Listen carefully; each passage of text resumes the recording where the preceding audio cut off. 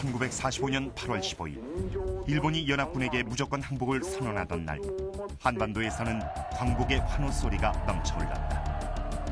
하지만 광복의 기쁨도 순간이었다.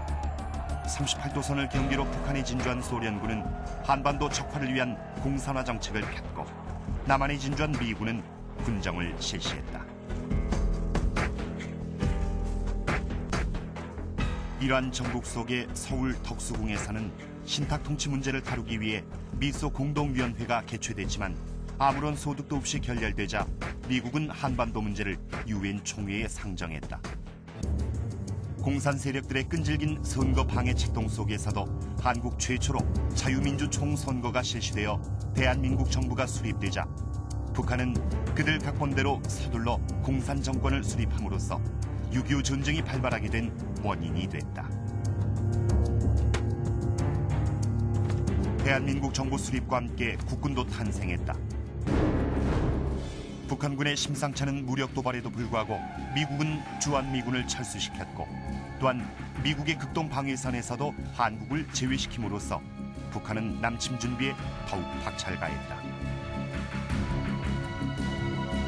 1950년 6월에 접어들어 남침 준비를 완료한 북한군은 군 고위 간부 회의를 개최하고 기동훈련을 가장하여 공격 부대들을 38도선으로 이동 전진 배치하면서 이를 은폐시키기 위해 대대적인 위장 평화 공세를 취해왔다. 그리고 6월 18일엔 남침을 위한 정찰 명령이 하달됐고 22일엔 전투 명령을 하달했다. 한편 한국군은 북한군의 공격 부대들이 38도선 상에서 전투 배치를 완료했던 6월 23일 자정을 기해 그동안 발령해온 비상 경계령을 해제했다. 그리고 6월 24일에는 때마침 토요일이 되어 장병들에게 외박과 농번기에 즈음한 모내기 휴가를 실시함으로써 한국군의 전선은 무방비 상태가 됐다. 주말을 맞은 서울. 전쟁의 무서운 폭풍이 시시각각 다가오는 줄 모르고 서울의 밤은 흥청거리며 깊어만 갔고 전선의 밤도 소리 없이 내리는 가랑비에 흠뻑 젖어만 갔다.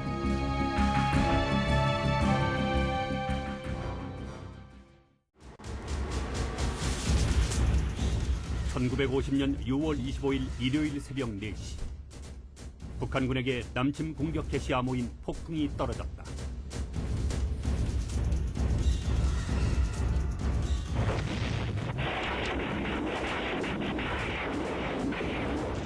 한반도 허리가 부러지는 요란한 폭음과 섬광이 전 전선의 새벽을 뒤흔들어 놓았다. 북한군의 기습 남침이 시작된 것이다.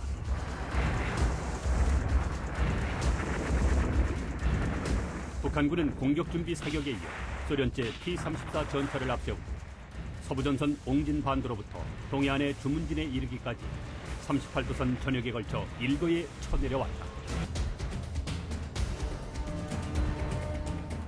한국 시각으로 6월 26일 새벽 4시 유엔 안전보장이사회에서는 긴급 회합을 갖고 북한에 대해 남침을 중지하고 그들의 군대를 38도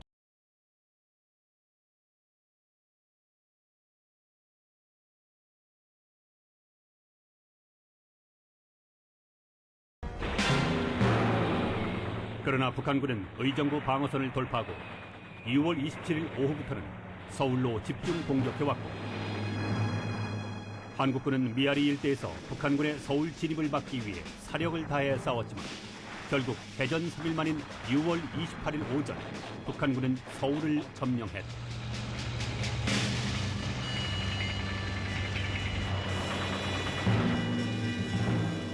수원으로 철수한 육군본부는 시흥지구 전투사령부를 설치하고 혼성부대를 편성하여 한강 방어선을 구축했다.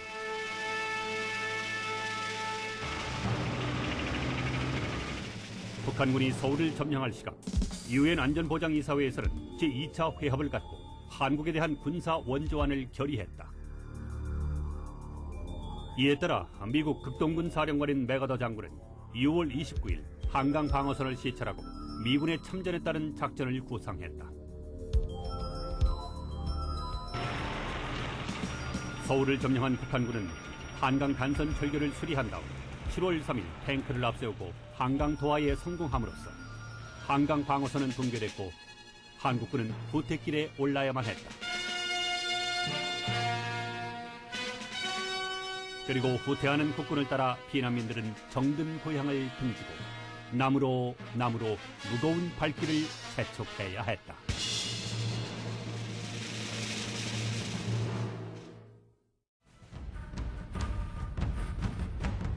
북한군이 서울을 점령할 시각, 유엔 안전보장이사회에서는 한국에 대한 군사 원조안을 결의했다. 이에 따라 미 제24사단 소속 스미스 특수임무부대가 부산에 공수된 후 곧 전선으로 출동했다.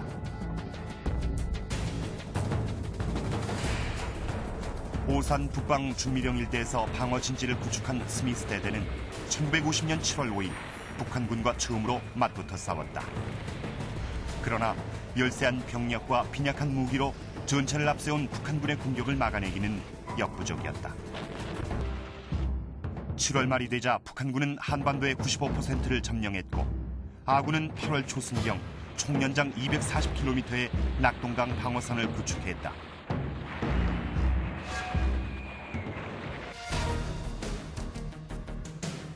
이 무렵 항도 부산엔 연일 유엔군의 병력과 군수물자들이 들어왔고 한국군에게도 대포가 지급되는 등 전투력이 크게 보강돼 갔다.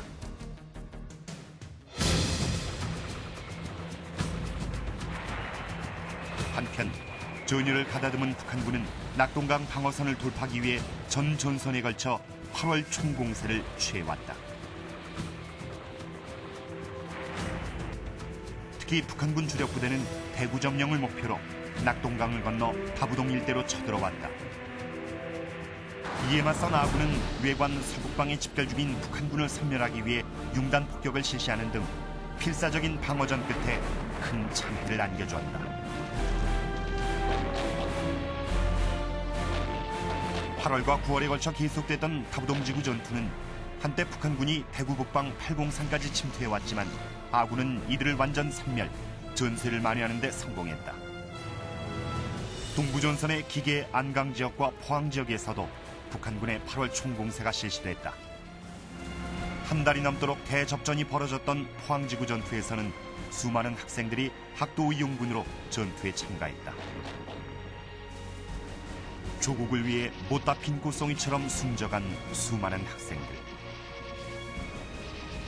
군번도 계급도 없이 책 대신 총을 들고 싸우다 숨져간 학생들의 거룩한 희생은 낙동강 방어선을 사수하는 데 큰 힘이 됐다.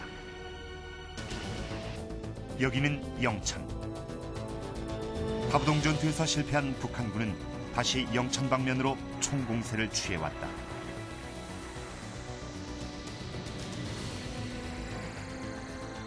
(9월 2일부터) 시작된 영천지구 전투는 북한군의 기습 공격으로 한때 영천을 빼앗김으로써 낙동강 방어선은 붕괴될 위기에 처하기도 했다. 그러나 아군은 영천을 탈환하기 위해 공중 폭격으로부터 공격의 주도권을 잡기 시작했다. 이것이 바로 낙동강 방어선 전투에서 결정적 전환점이 된 영천 대회전이었다. 9월 10일 한국군 제2군단은 마침내 영천을 탈환하는 데 성공했다. 피하간에 엄청난 희생자를 낸 영천 섬멸전에서 북한군은 완전 재기불능의 상태로 괴멸된 채 북쪽으로 밀리기 시작했다. 수많은 북한군 포로들, 그중에는 초등학생 같은 나이 어린 포로들도 많았다. 이들은 대부분 남한에서 인민의용군이란 미명하에 북한군에게 강제로 동원됐던 학생들이었다.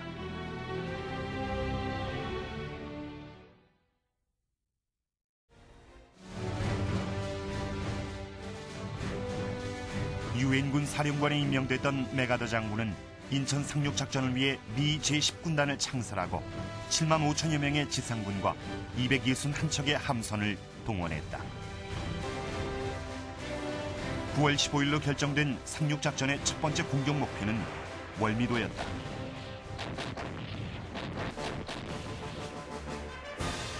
(9월 15일) 새벽 6시 30분경 유엔군은 계획 시간에 월미도에 상륙하여 교두보를 확보하는 데 성공했다. 16일 오전 인천이 완전 수복되자 시민들은 한국군과 유엔군을 열렬히 환영했다. 상륙군 부대들이 인천에서 서울과 수원으로 진격할 시각, 낙동강 방어선에서도 총 반격 작전이 개시됐다. 인천 상륙 작전의 소식이 전해지자 완강하게 저항하던 북한군은 일시에 붕괴되기 시작했고 패잔병들은 연이어 투항해 왔다. 한국군과 유엔군은 패주하는 북한군을 추격하여 38도선을 향해 화죽지세로 진격해갔다. 또 서울이 완전 수복된 것은 9월 28일이었다. 이날 낮 12시 유엔군은 수도 서울을 대한민국 정부에 인계했다. 서울 수복과 함께 38도선 이남 지역도 완전 수복됐다. 10월 1일 한국군 제3사단은 마침내 38도선을 돌파하고 양양에 진군했다. 이는 실로 통일을 향한 감격 어린 북진이었으며 9.1 정부는 이날을 기념하기 위해 10월 1일을 국군의 날로 제정했다. 10월 26일 오후 2시 한국군 제6사단은 초산의 압록강변에 도달했다. 이제는 더 진격할 데 없는 국경지대였다. 유엔군은 한국 전쟁의 종말에 대해 이야기를 나누었고 한국군은 통일의 꿈에 부풀었다.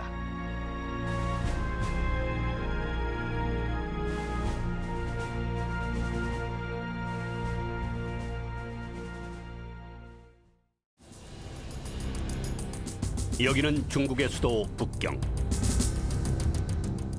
한국군과 유엔군이 인천 상륙작전에 성공하자 전세가 불리해진 북한은 중국에 특별사절단을 보내어 구원병을 요청했다.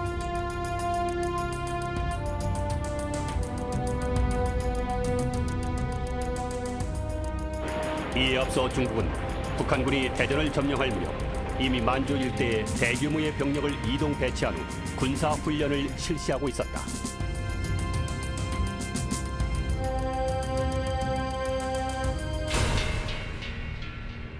(1950년 10월 4일) 모택동은 기상최고군사위원회를 개최하고 6.25 전쟁의 개입을 결정했다.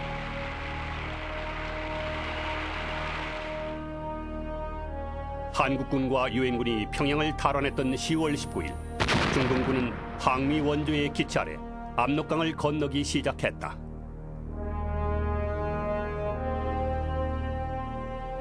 무려 30개 사단 38만 명의 대병력이 10월과 11월에 걸쳐 평안북도 산간지역 깊숙이 잠입해 들어왔다. 야간 전투에 능숙한 중공군은 무기의 빈약함을 극복하기 위해 꽹가리, 나팔, 피리를 불며 일시에 불개미처럼 때를 지어 저돌적으로 공격해왔다. 이것이 이른바 중공군의 일해 전술이었다. 중공군의 개입으로 전혀 새로운 전쟁에 직면한 한국군과 유엔군은 통일을 눈앞에 둔 채 작전상 후퇴하지 않을 수 없었다. 38도선까지 침공해왔던 중공군이 서울을 향해 진정 공세를 취해오자 정부에서는 서울 시민들에게 피난령을 내렸다. 이것이 바로 일사후퇴였다.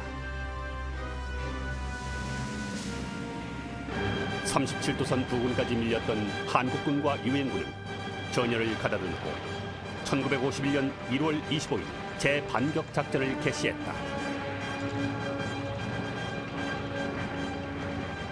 수도 서울을 되찾은 것은 3월 중순이었다. 그리고 38도선을 다시 넘은 것은 3월 하순이었다. 몇 번씩 밀고 밀리는 전쟁으로 정신을 차리지 못했던 한노인은 태극기와 인공기를 같이 들고 한국군을 맞이한 일도 있었다. 이 무렵 메가더 유엔군 사령관은 전세의 완전한 역전을 위해 만주 폭격을 주장했고 트루만 미국 대통령은 한반도 내에 국지전을 고집했다. 결국 맥어더 장군은 1951년 4월 11일부로 유엔군 사령관직에서 해임됐다. That old soldiers never die. They 맥어더 장군은 미국 의회에서 노병은 죽지 않고 오직 사라져 갈 뿐이다라는 명언을 남기고 군복을 벗었다. 맥어더 장군 후임으로 미 제8군 사령관이었던 리즈웨이 장군이 유엔군 사령관으로 취임했다.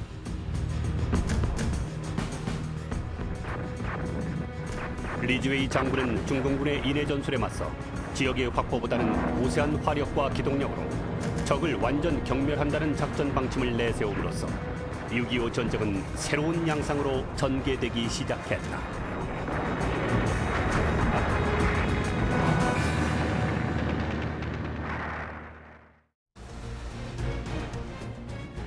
(6.25) 전쟁은 세계의 이목을 한반도로 집중시켰고 전쟁의 양상은 중국군의 개입으로 소련을 주축으로 한 공산진영과 미국을 주축으로 한 자유진영 간의 국제전으로 변했다.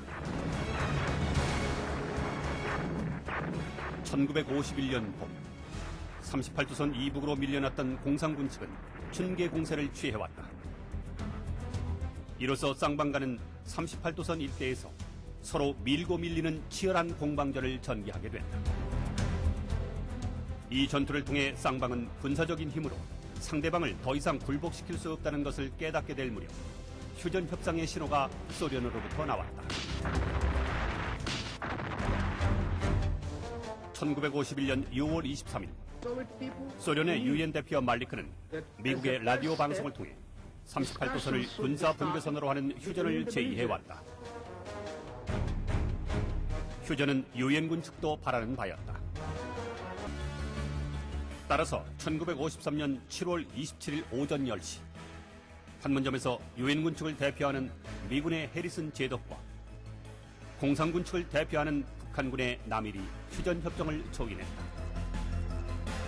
그리고 이날 오후에는 휴전을 반대했던 한국이 제외된 상태에서 유엔군 사령관을 비롯하여 북한인민군 최고사령관과 중국 지원군 사령관이 휴전협정서에 최종적으로 서명했다. 이로써 3년 1개월 2일간의 6.25 전쟁은 1953년 7월 27일 밤 10시를 기해 전 전선에 걸쳐 전투 행위가 멈추게 됐다. 그러나 분단의 장벽은 38도선 대신 155마일 휴전선이란 이름으로 군사 분계선이 그어짐으로써 6.25 전쟁은 아직도 끝나지 않은 휴전의 상태에서 언제 재발할지 모를 전쟁의 불씨로 한반도에 존재하고 있다.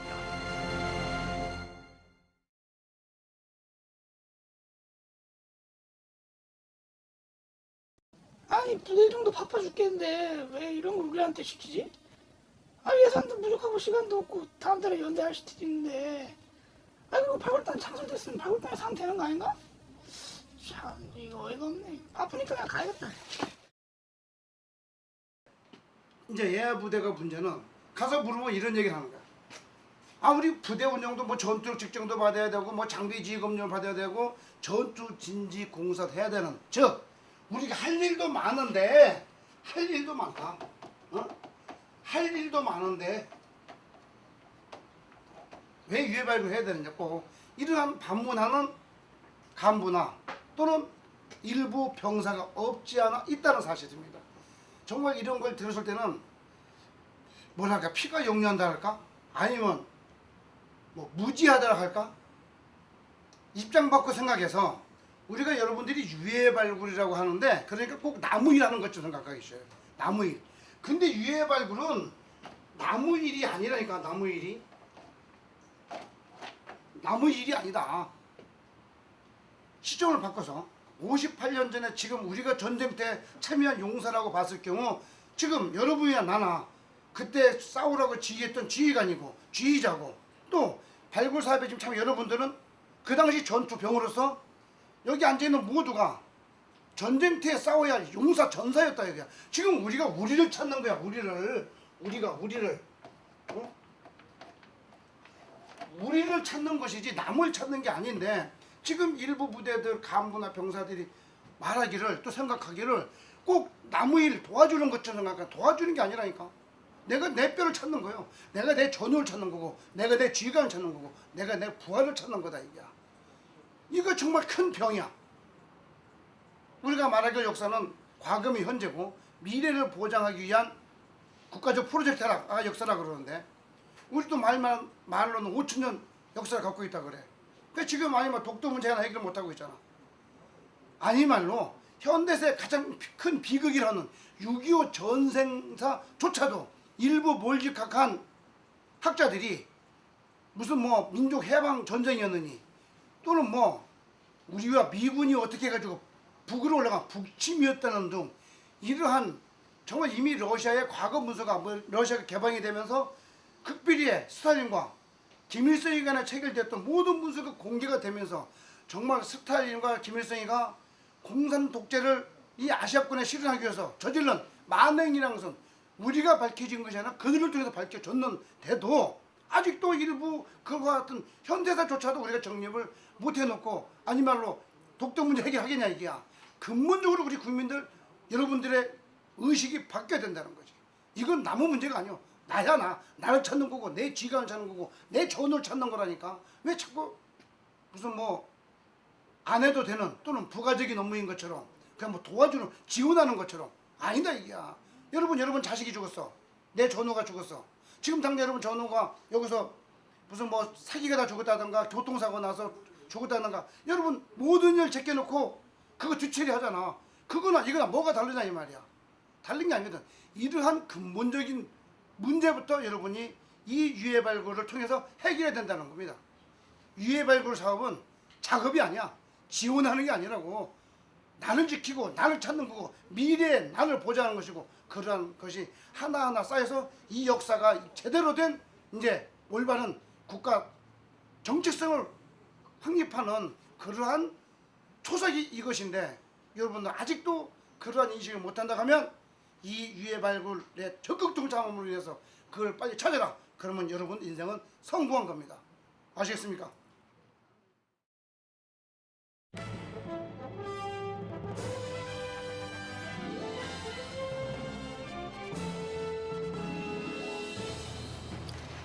(6.25) 전사자 유해 발굴 사업은 1단계 준비, 2단계 발굴 및 수습, 3단계 처리 및 사후 조치 단계로 준비 단계는 기초 자료 수집, 현장 답사 및 발굴 지역 결정, 발굴 준비, 발굴 및 수습 단계는 개토식, 발굴 및 수습, 임시 봉합 및 감식, 처리 및 사후 조치 단계는 신원 확인과 연결식, 봉송 및 안장, 자료 전환으로 세분화된다. 1단계 준비 단계에서 기초 자료 수집은 6.25 전사 연구, 지역 전사 및 부대사 연구, 증언자 및 제보자 확보를 통해 해당 작게 지역 내의 유해 매장 가능 지역을 대략적으로 선별해내는 단계로 유해 발굴 사업의 가장 기초가 되는 단계이다.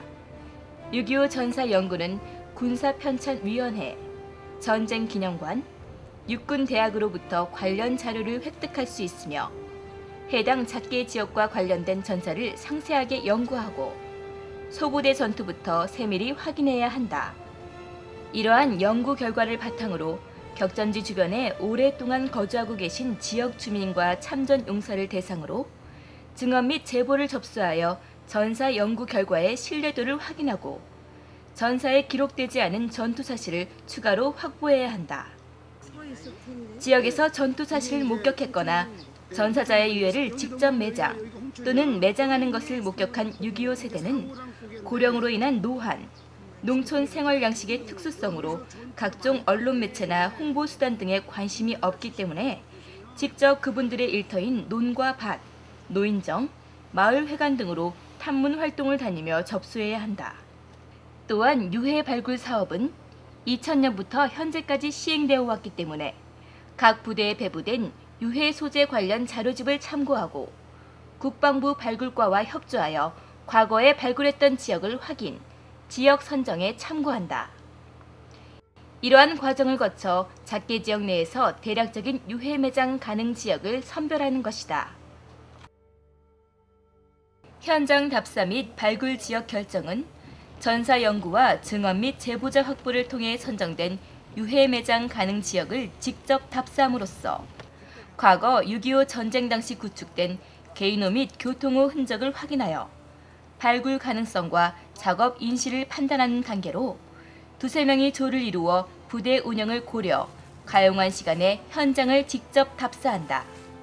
이때 흰색 끈과 적색 리본, 갈퀴, 정글도, 군사 지도, 디지털 카메라, GPS, 금속 탐지기 등을 휴대한다. 답사할 때는 6.25 당시 구축된 개인호와 교통호의 분포를 파악하는 데 중점을 두고 특히 최근에 구축된 작게 진지와 혼돈하지 않도록 주의해야 한다.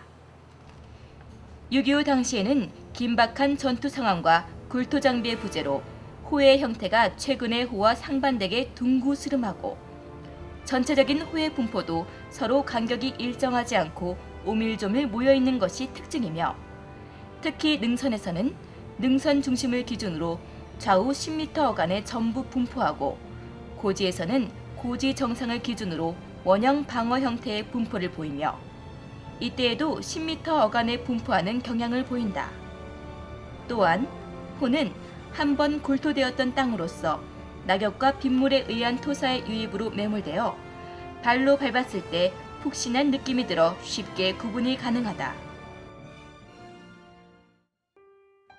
다음은 6.25 전쟁 당시 구축된 개인호가 세월의 흐름에 따라 변화하는 과정을 그린 것입니다. 격전 중에 전사자가 발생하였으나 급박한 전쟁 상황으로 인해 시신이 미처 수습되지 못하였습니다. 호 주위에서 흘러내린 흙과 계절 등의 변화를 통해 호가 점차 매몰됩니다.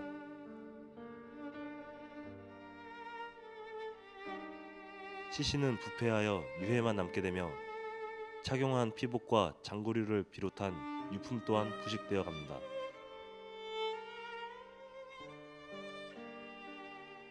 세월의 흐름에 따라 호의 원형은 사라지며 계속되는 토사의 유입으로 호가 점차 메워집니다.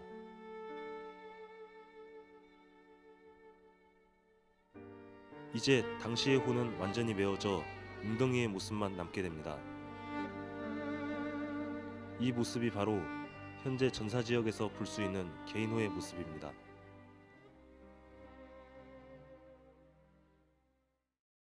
선정된 유해 매장 가능 지역을 모는 종이에 도식하고 능선을 따라 이동하면서 개인호와 교통호를 확인하여 갈퀴로 낙엽을 긁어내고 금속 탐지기를 이용 금속 반응 유무를 확인하여 반응이 있는 호는 적색 리본, 없는 호는 흰색 끈을 나무에 묶어 표시하고 GPS로 좌표를 기록한다.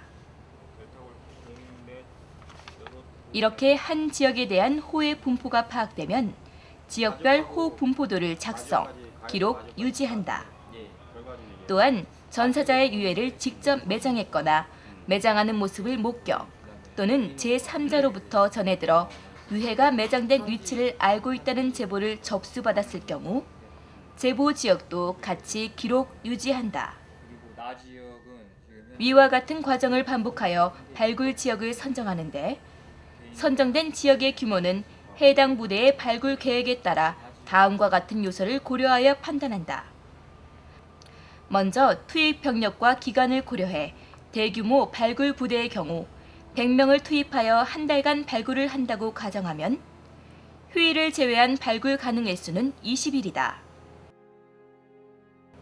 현재까지 축적된 데이터를 분석해보면 통상 2명이 한 개조를 이루어 개인호를 굴토할 경우 1일 개인호 2개를 굴토한다.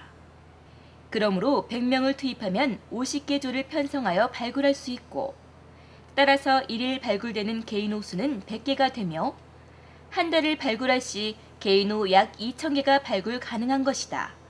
그러나 전사 지역에는 개인호뿐만 아니라 교통호도 같이 구축되어 있는 경우가 대부분이고 전사 지역과 병행하여 제보 지역도 발굴하기 때문에 100명을 투입하여 한 달간 발굴하는 부대를 기준으로 볼 때 최소 개인호 1000개 이상을 현장 답사를 통해 미리 확보해야 한다. 발굴 준비는 발굴 여건 보장, 대민 피해 방지 및 행정 관서 협조, 시설물 설치 등 크게 3가지 분야로 구분된다. 먼저 발굴 여건 보장은 선정된 발굴 지역에 대해 현장 진입로 확보, 사계 청소 및 잡목 제거, 안전 위해 요소 차단 등 발굴 병력이 현장에 사고 없이 안전하게 일할 수 있는 여건을 마련하고 토지 소유주와의 마찰, 국유림 훼손, 대민 피해 등을 최소화하기 위해 관공서와 지자체, 지역 주민과 긴밀한 협조가 필요하다. 2008년부터는 6.25 전사자 유해 발굴에 관한 법률이 제정되었기 때문에 이 법률에 근거하여 발굴 간 불미스러운 일이 없도록 철저히 대비해야 한다. 마지막으로 발굴 사업에 필요한 시설물로서 임시 봉안소, 분향소, 발굴 상황실, 물자 보관실, 감식소 등을 설치해야 하며 통상 24인용 야전 텐트를 활용할 수 있다. 단, 가용한 건물이 있을 경우 실내에 설치해도 무방하다. 이러한 준비 단계를 시행하면서 해당 부대 고유 업무에 지장을 초래하지 않게 하기 위해서 국방부 유해 발굴단에서는 이미 발굴 부대의 공문이 내려가기 1년 전에 전국을 대상으로 앞서 설명한 과정을 거쳐 발굴 지역을 선정하고 해당 지역 책임 부대에 공문을 하달한다. 발굴 개시 1년 전에 공문을 접수받은 부대는 연동식 부대 운영 계획에 반영하여 발굴 기간, 규모, 투입 병력 등 세부 사항을 국방부 유해 발굴 감식단과 협조 조율해 세부 계획을 수립하고 앞서 설명한 준비 단계를 거쳐 발굴 개시 1개월 전까지 모든 준비를 완료해야 한다. 발굴 부대 투입 1개월 전 국방부에서는 해당 부대로 발굴 준비 실태 확인을 나가게 되며 가장 중요한 것은 한 달 동안 발굴을 할 수 있을 만큼의 발굴 지역을 제대로 선정해 놓았느냐의 여부이다. 막대한 시간과 예산, 병력을 투입하여 시행하는 국가적 사업이 발굴할 곳이 없어 진행에 차질이 생기는 일은 없어야 하겠다.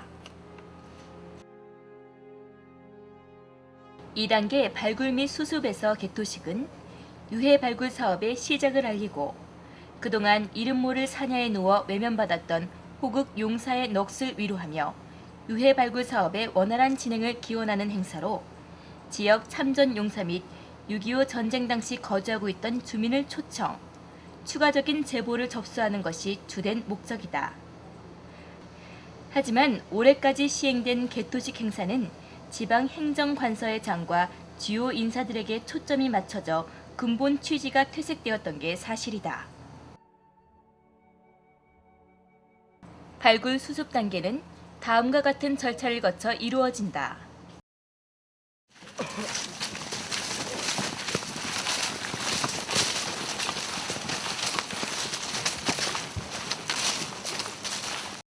현장으로 출발하기 전에 연병장에 집결을 하여 출동 인원 점검, 장비 점검, 발굴, 이동 간 안전교육, 정신교육을 통해 당일 있을 발굴에 만전을 기할 수 있도록 합니다.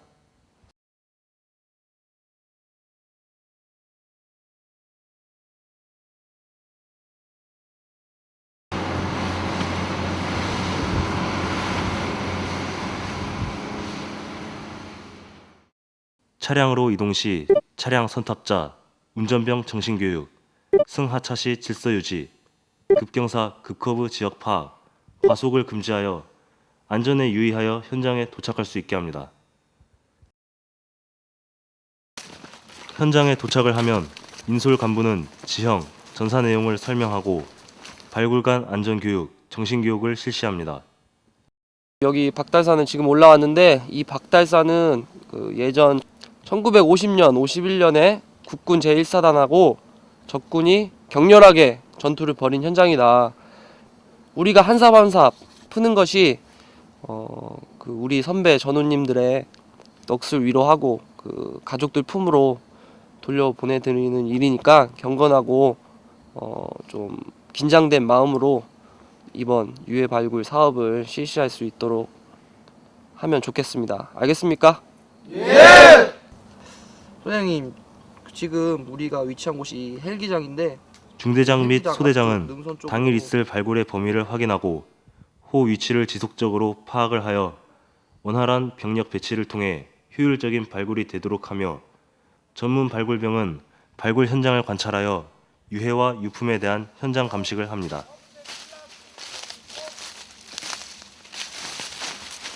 자, 한개팀 이리 와라.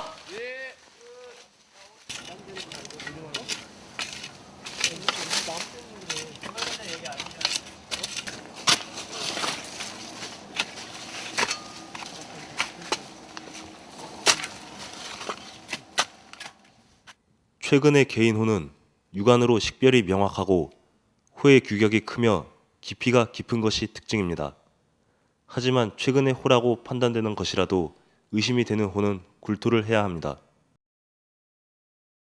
당시의 개인호는 주로 능선 좌우측에 분포하여 있고 호와 호 사이 간격이 길지 않아 개인호 근처에 또 다른 개인호가 있을 확률이 높습니다.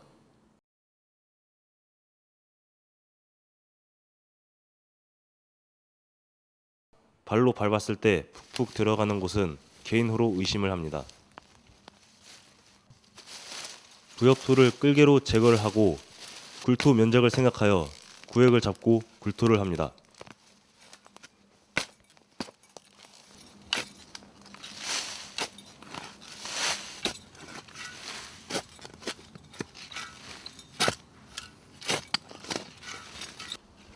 (2인이) 1계조로 편성이 되어 발굴을 하고 발굴 시에 작업 반경을 확보하여 안전사고를 예방합니다.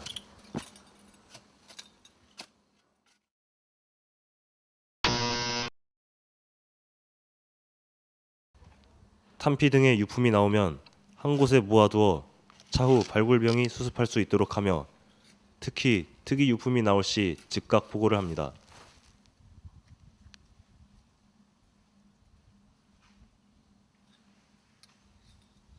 실제 유해는 밝은 갈색에서 어두운 갈색 또는 검은색의 매끈한 나뭇가지처럼 생겼으므로 이와 비슷한 모습의 출토물이 나오면 다시 한번 눈여겨봅니다.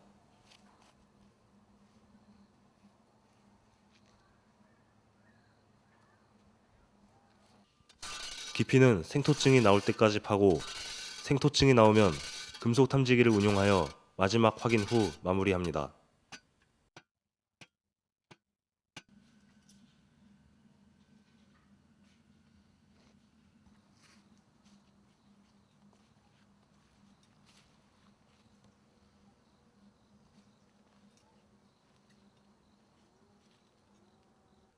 최근의 교통호는 폭이 넓고 깊이도 깊어 육안으로의 확인이 명확하나 당시의 교통호는 물고랑 같이 깊이와 폭이 작아 명확히 드러나지 않습니다.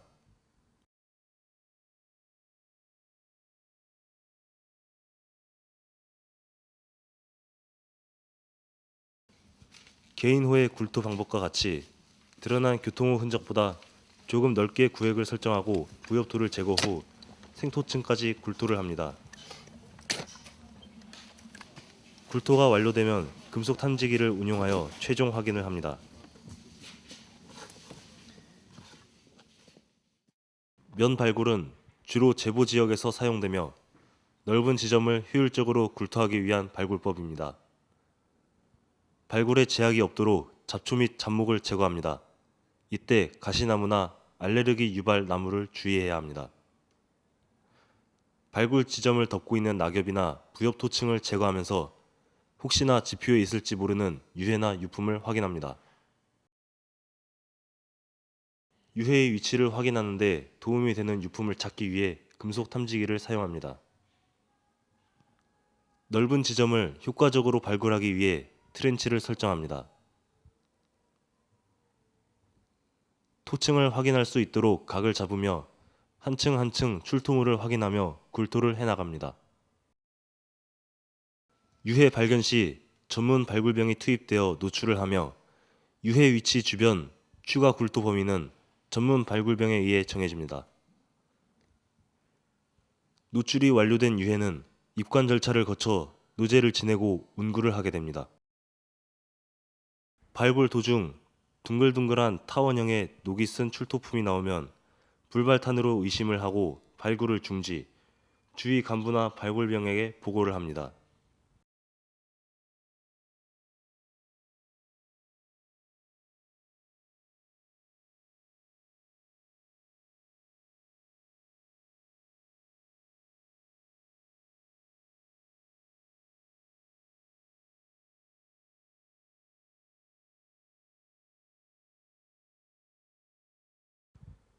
발굴병은 석회를 이용해 불발탄의 표시를 명확히 하고 간부는 이후 뒤에 연락을 하여 처리 요청을 합니다. 이후 발굴병은 호 주위에 경시를 하여 접근을 금지시키고 위험 지역임을 알립니다.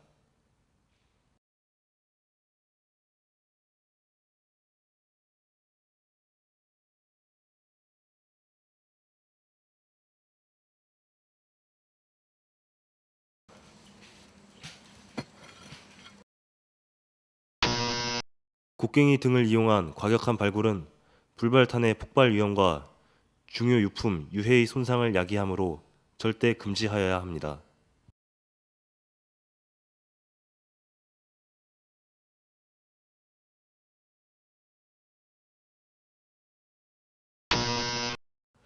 발굴 중 발생하는 쓰레기는 모두 회수하여 환경오염을 방지합니다.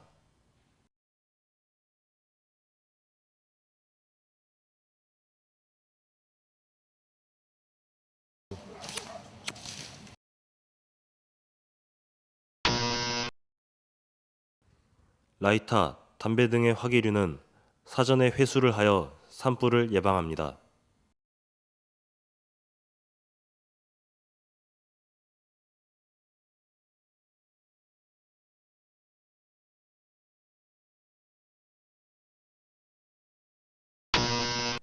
맹독류의 피해에 대한 응급처치 요령을 교육하고 발굴 중 맹독류 출몰 시 주변을 피해 발굴을 하도록 합니다.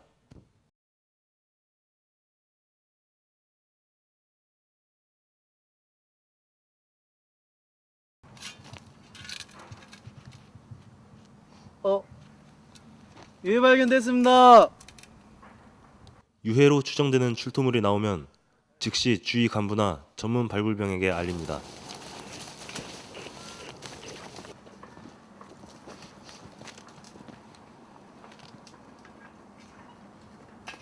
전문 발굴병은 현장에 도착해 전사자의 유해가 맞는지 판단을 합니다. 주걱배로 사람의 유해가 맞습니다. 발굴 지원 병사는 유해가 발견됨과 동시에 발굴을 멈추고 전문 발굴병이 노출을 하면서 발생한 흙을 주변으로 걷어내거나 스크린을 침으로써 발굴병을 도와줍니다.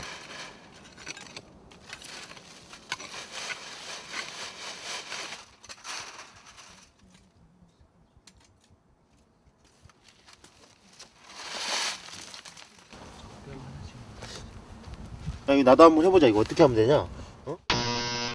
발굴부대 간부나 지원 병사에 의한 유해 노출은 절대 금하며 오직 전문 발굴병만이 노출을 할 수 있도록 합니다.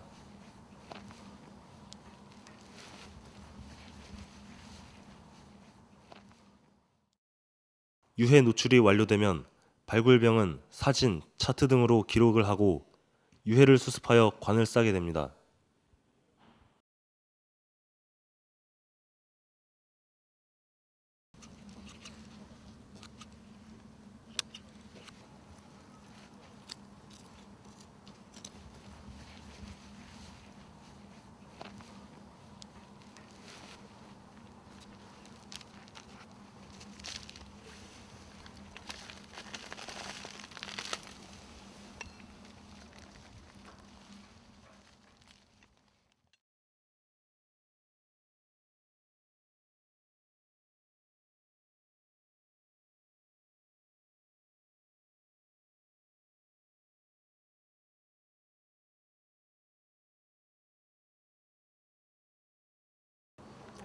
호국 영예에 대하여 경례.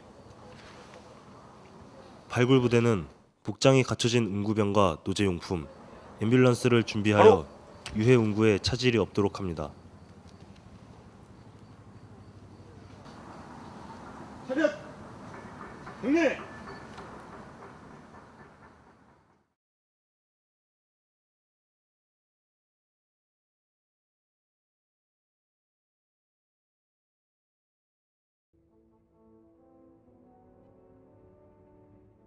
임시 봉안식 절차에 대해 알아보면 계식사, 경과 보고, 헌향, 묵념과 조총 발사, 임시 안치, 폐식사 순으로 진행된다. 임시 봉안소에 안치된 유해는 감식소로 넘어가 정밀 감식이 이루어진다.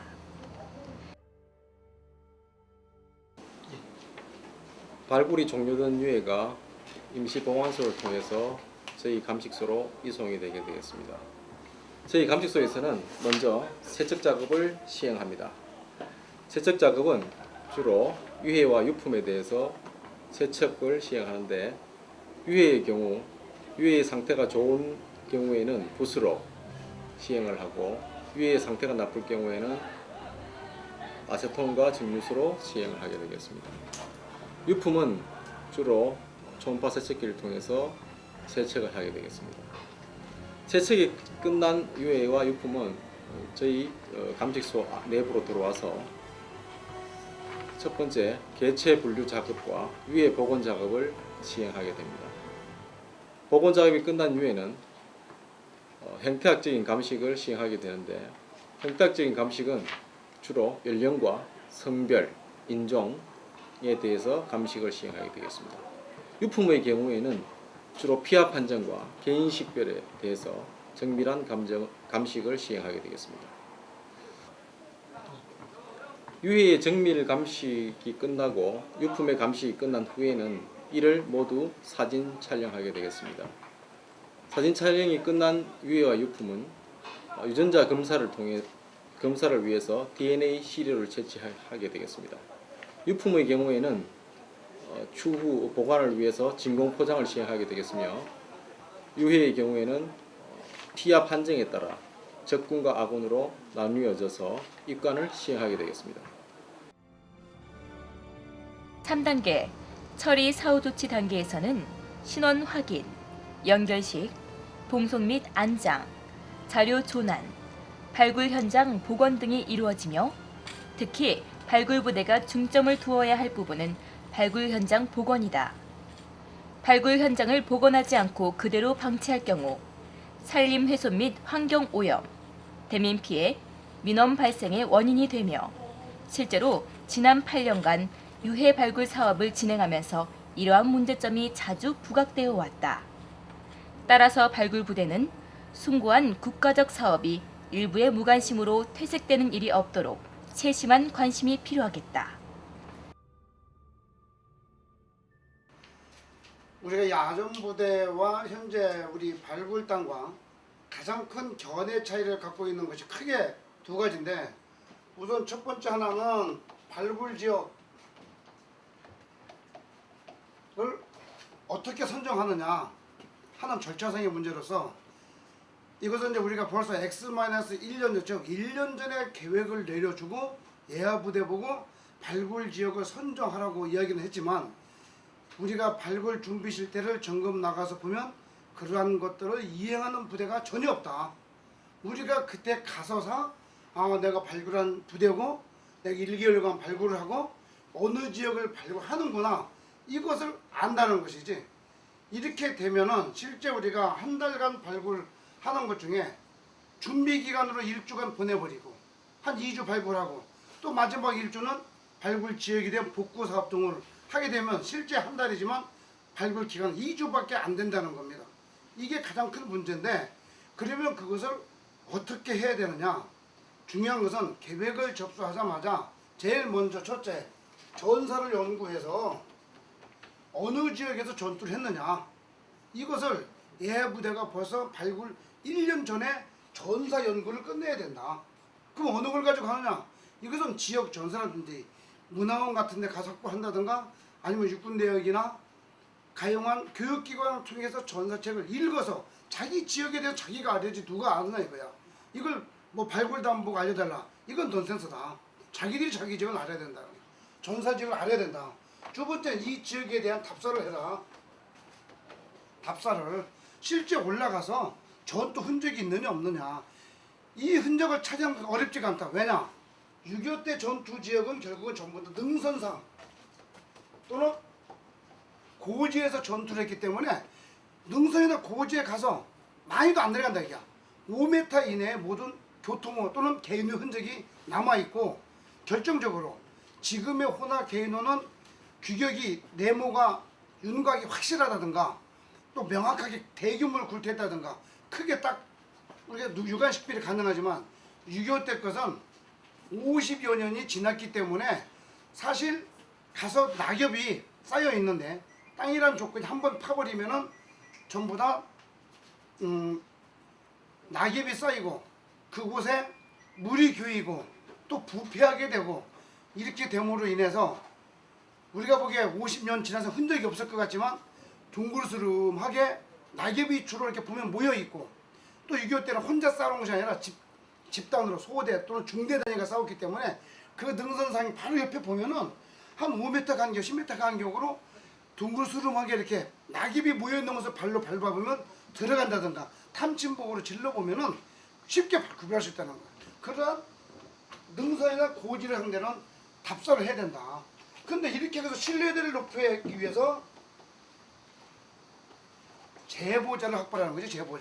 제보자를 확보하게 되면은 비록 전사책에는 예를 들어서 A 고지에서 전투가 많이 했다 라고 돼 있는데, 실제 그 동네에 가서 참 과거부터 살았던 나이 드신 분을 만나보면은 A 고지가 아니라 좌측에 있는 B 고지에서 전투를 많이 했다는 거지.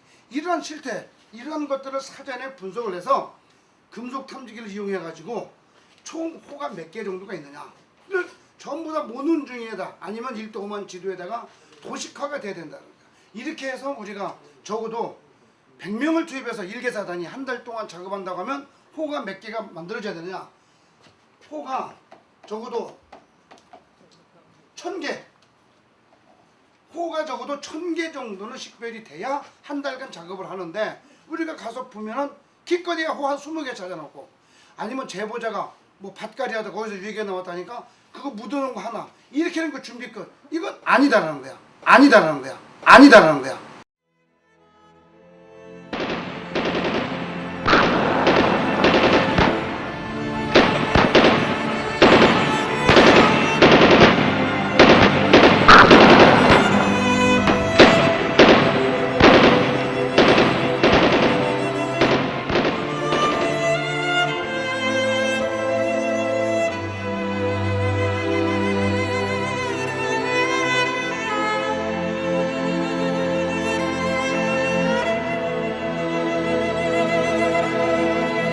호국